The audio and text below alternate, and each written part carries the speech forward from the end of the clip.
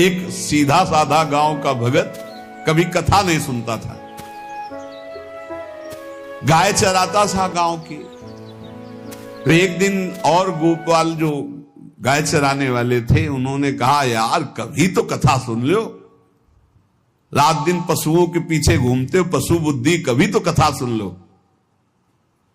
तो एक दिन सोचा दोपहर के भोजन गांव में पाएंगे जाके अपने घर में, और कथा हो रही वहीं से निकल लेंगे, जो सुन लेंगे तो सुन लेंगे। खड़े खड़े वहां चर्चा चल रही थी, जिसने मनुष्य जन्म लेकर के गुरु मंत्र नहीं लिया और नाम जब भगवान का नहीं किया, उसका जीवन मुर्दा, व्यर्थ जीवन। चला गया सुन के, और बार बार वही दिमाग में कि पंडित जी कह रहे थे गुरु मंत्र नहीं लिया और नाम जप नहीं किया तो मुर्दा जीवन। जिन हरि भगत हृदय नहीं आनी, जीवित सौ समानते प्राणी। दूसरे दिन फिर गया, कहा पंडित जी आपने कल कथा में कहा था गुरु मंत्र ले लेना चाहिए, नहीं तो जीवन मुर्दा हो जाता है, बेकार जीवन रहता है। तो देव गुरु मंत्र आप, और तो हम किसी को जानते नहीं। देखा फटा पुराना कपड़ा, डंडा लिए एक चरवाहा। उनका ऐसे थोड़ी कि तुरंत गुरु मंत्र दे दिया जाता है, आखिरी दिन कथा के मिलना फिर दे देंगे, टाल दिया। अब वो आखिरी दिन कथा के तो दिन चढ़ावा चढ़ रहा था, तो पंडित जी ने कहा जब चलें तब ले लेना गुरु मंत्र, टाल दिया। अब वो जब आखिरी दिन के बाद हो, तो उस समय घोड़े पे बैठ सब सामान लाद के पंडित जी चलते थे, वो तो सब सामान लाद के चलने लगे हो। तो पीछे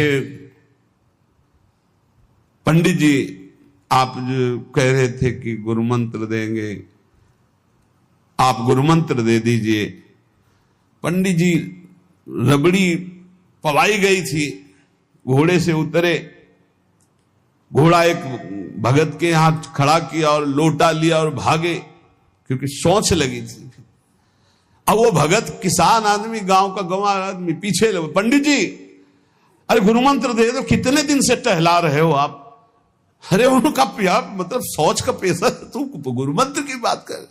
अब वो पीछे लगा कि अब हम नहीं जाने वाले, आपने सब सामान लाद ली थी, भगवान की कृपा कहो कि आपको सोच लगी आई, नहीं तो आप हमको तो गुरु मंत्र ही नहीं देते, हम आपको नाम पर विश्वास की बात। पंडित जी तो दत गपोचन, जय गुरुदेव की जय गुरु। वो दबकाए है दत गपोचन, मतलब एकदम मूर्ख आदमी, तो सोच तो।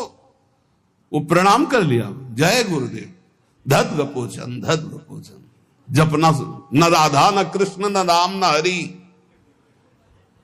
घर आया, बोले आज से गाय चराना बंद। बोले क्यों? बोले गुरु मंत्र मिल गया, अब हम भजन करेंगे, हमारा जीवन मुर्दा नहीं रहेगा, अब जीवन सार्थक रहेगा।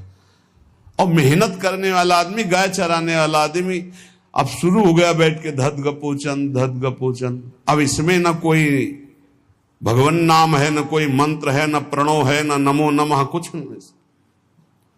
गांव के लोग, घर के लोग बोले कि यार 50 गाय चराता था, पता नहीं कौन सा हम लोगों का पाप उदय हुआ कि कह दिया कि कथा सुन लेना। अब वो गाय चराना भी छोड़ दिया, अब गपोचन शुरू हो गया। अब उसकी ऐसी लगन लगी, सहज सरल भोले जो होते हैं ना, लालजू महाराज बड़े बड़े मुनियों के ध्यान में नहीं आने वाले, बड़े विनोदी। रुक्मिणी जी से कहा तैयार हो, भगत के दर्शन करने चलना है। रुक्मिणी जी ने कहा बहुत दिनों बाद आज आपको किसी भक्ति की याद आई, प्रभु जरूर कोई महाभागवत होगा, हम चलते हैं। बोले बहुत विचित्र महाभागवत।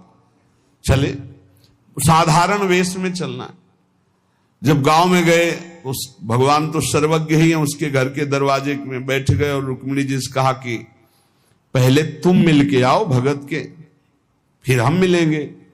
रुक्मिणी जी ने कहा हाँ ये उत्तम बात है, पहले हम उनको दर्शन दे के और दर्शन करके आती है। तो आंख मूंदे ऐसे, न खाना न पीना, धत गपोचन। रुक्मिणी जी ने कहा ये कौन सा नाम भगवान का, न विष्णु शास्त्र नाम में है, न गोपाल शास्त्र नाम में है, और कहीं हमने पढ़ा नहीं, ये कौन सा भजन कर रहा है।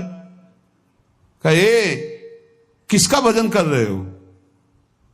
चुप रहा। फिर किसका भजन कर? 2-3 बार तो गुस्सा के आंख खोला, देखा कोई स्त्री, तो बोले तुम्हारे खसम का भजन कर रहे हैं। और किसका कर रहे हैं? वो रुक्मिणी जी आ गई, बोले बहुत जानकार भगत है।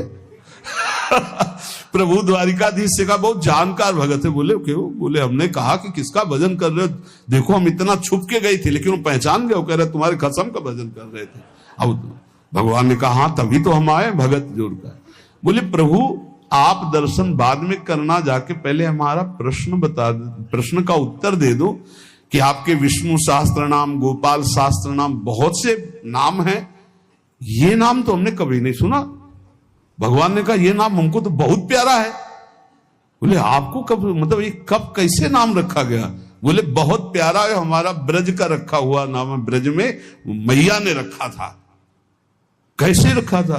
बोले एक दिन मैं माखन चोरी कर रहा था, सखा के कांधे पर खड़ा हुआ, ऊपर माट में हाथ डालकर मक्खन पूरा ऐसे खाता जाता, सखा को पवाता जाता।